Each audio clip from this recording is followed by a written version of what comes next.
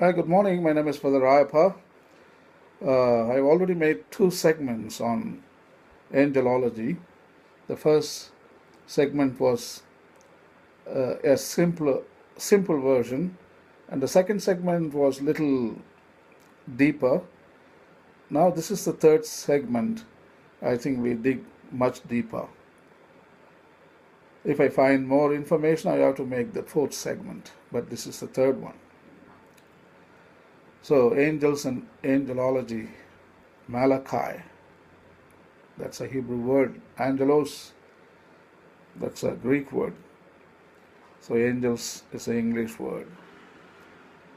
Actually, angelology has a long history. It goes way back to 4th century. The most influential Christian angelic hierarchy was that put forward by Pseudo Dionysius, the Areopagite, in the 4th or the 5th century. In his book, De Celesti Hierarchia, the English translation would be on the celestial hierarchy.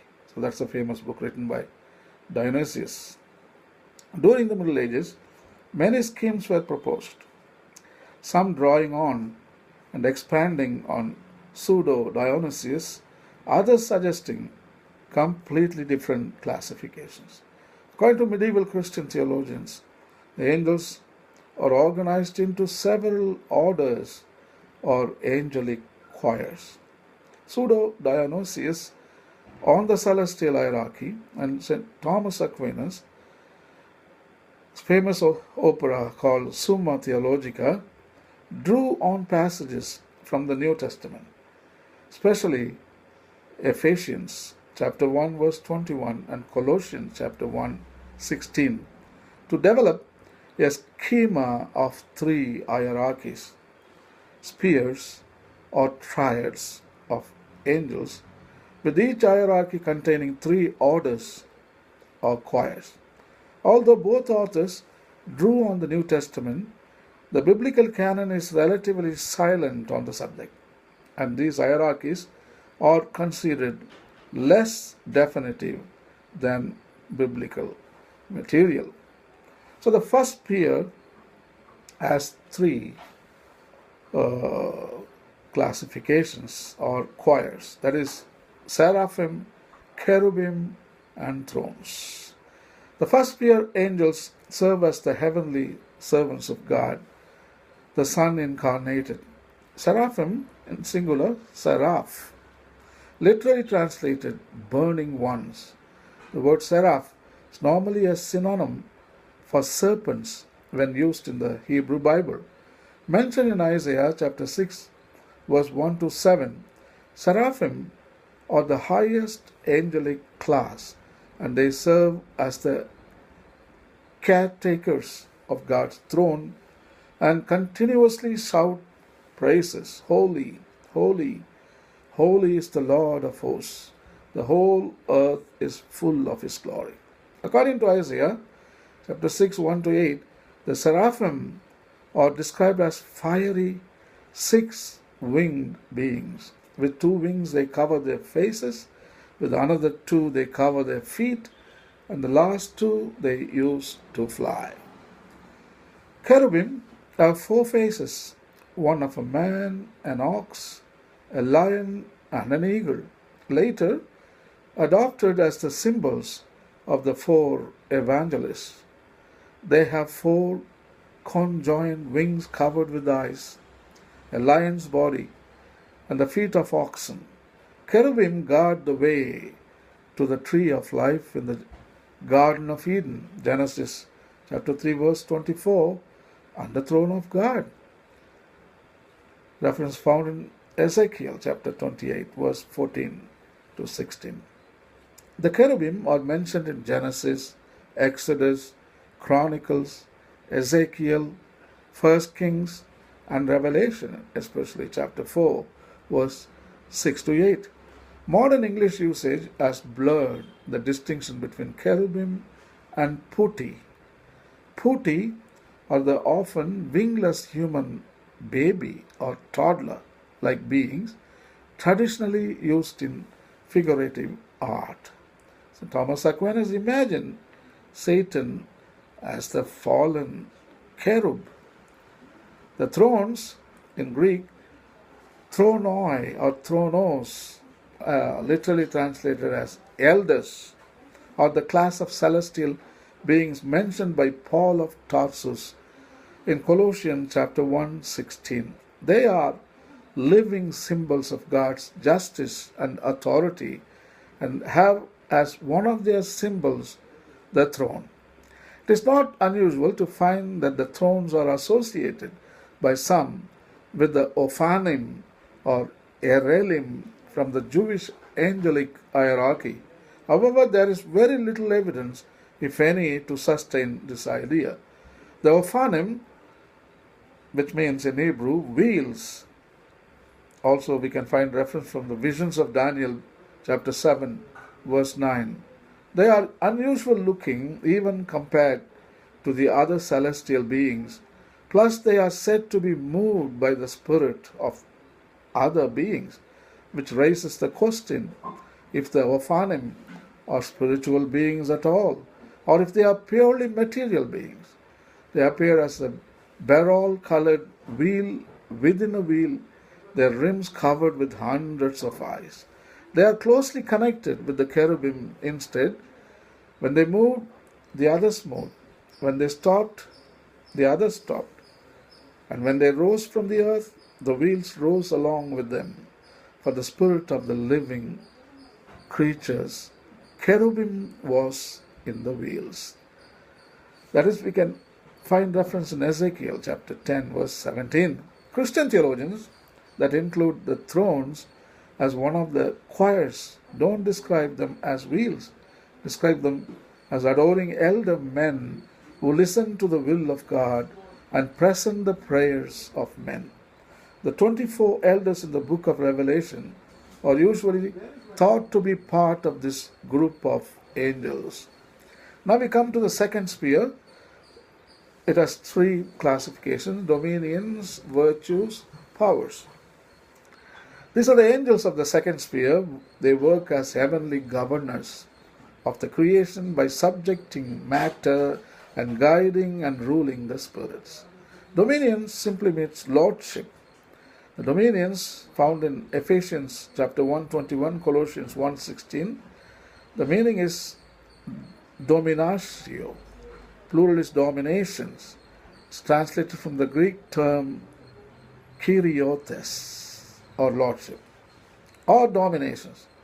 They are presented as the hierarchy of celestial beings. Lordships in some English translations of the De Cieli hierarchia. The dominions regulate the duties of lower angels. It is only with extreme rarity that angelic lords make themselves physically known to humans. The dominions are believed to look like divinely beautiful humans with a pair of feathered wings, much like the common representation of angels, but they may be distinguished from other groups by wielding orbs of light fastened to the edge of their scepters or on the pommel of their swords. Virtues or strongholds. These angels are those through which signs and miracles are made in the world. The term appears to be linked to the attribute might from the Greek root dynamis in Ephesians 1:21, which is also translated as virtue or power. They are represented as the celestial choir virtues in the Summa Theologica. From Pseudo Dionysius, the Areopagite, the Cieli hierarchia. Here is a quote written by Dionysius in the 4th century.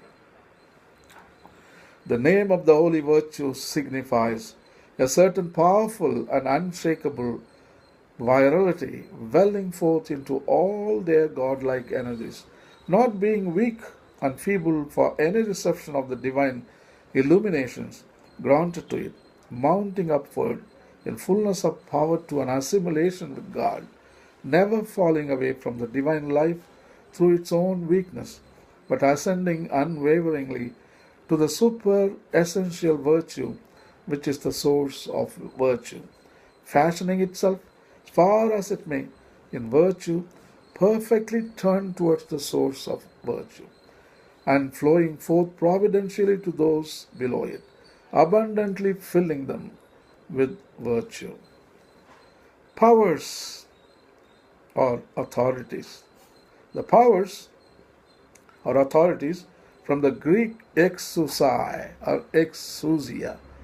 The primary duty of the powers is to supervise the movements of the heavenly bodies in order to ensure that the cosmos remains in order.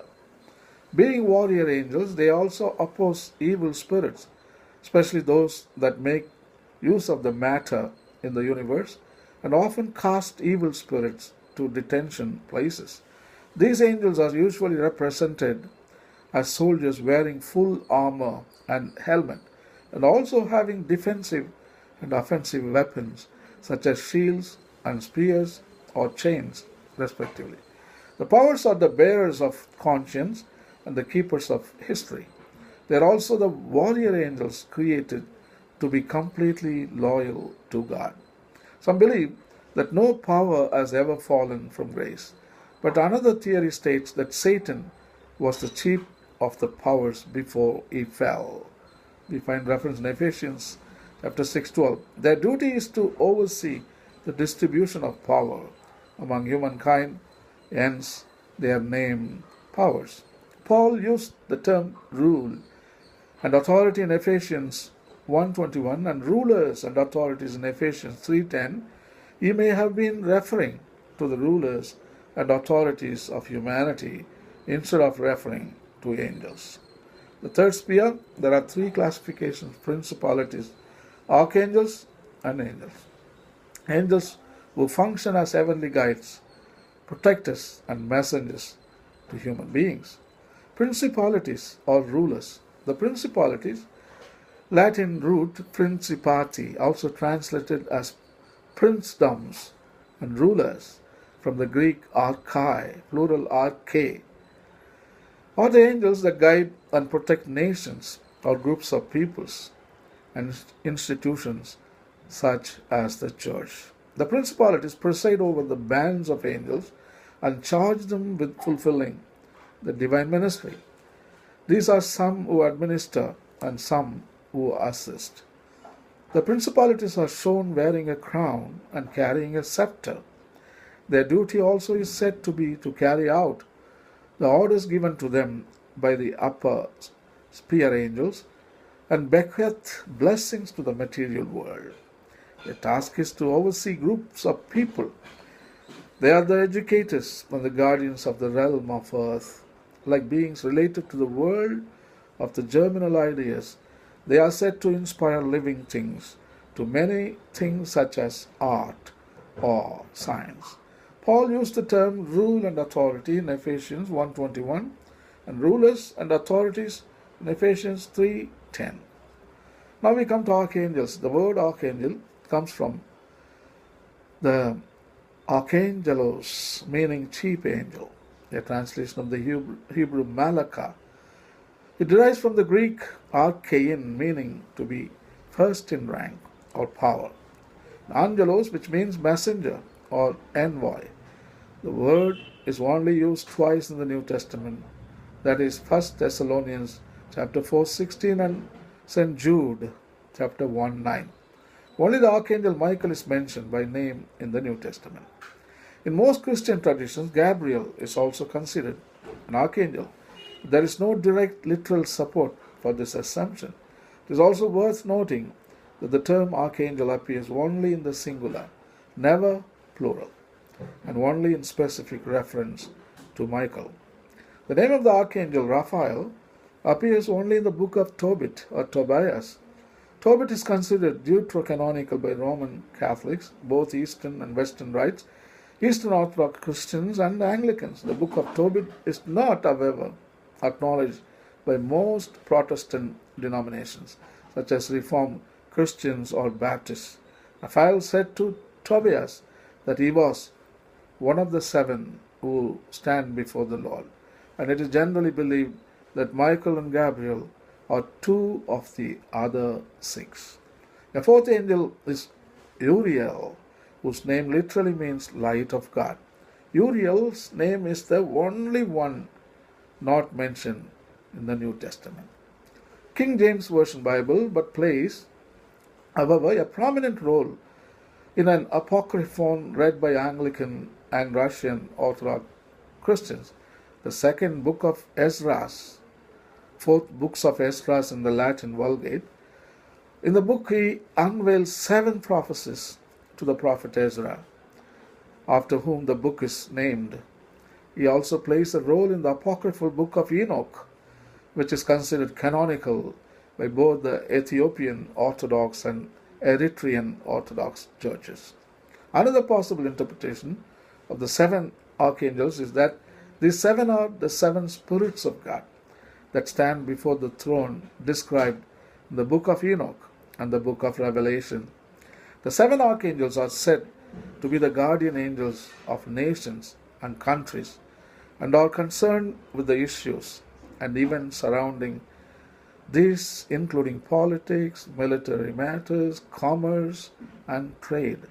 Example, Archangel Michael is traditionally seen as the protector of Israel and of ecclesia, root ecclesia in Greek, from the New Testament passages, theologically equated as the church, the forerunner of the spiritual new Israel.